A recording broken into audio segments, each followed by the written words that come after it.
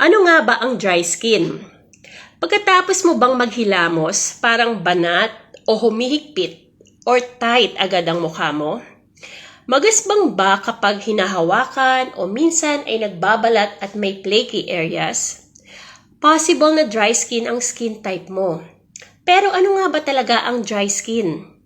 Ang dry skin ay skin type na generally kulang sa natural oils na tumutulong para mapanatiling protected at moisturize ang ating balat. Kapag kulang ang natural oils, mas madaling mawala ng moisture ang skin at maaring makompromise ang skin barrier. So, paano mo malalaman kung dry ang skin mo? So, parang banat o humihigpit pagkatapos maghilamos. Magaspang ang texture, nagbabalat o flaky, minsan ay makati o uncomfortable at maaring mukhang dalang skin. Pero tandaan, hindi porket minsan nag-tight o nag-flake ang skin mo, dry skin type ka na agad.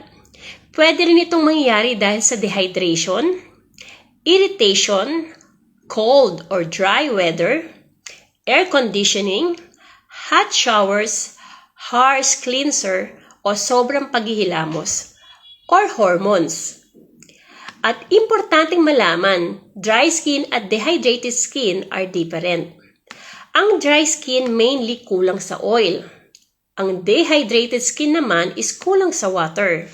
Simple routine for dry skin. Morning time, gentle cleanser, toner, moisturizer, and sunscreen. Nighttime, gentle cleanser, toner, and moisturizer. You can add a hydrating serum if your skin needs it. Pero remember, hindi paramihan ng skincare products ang solusyon.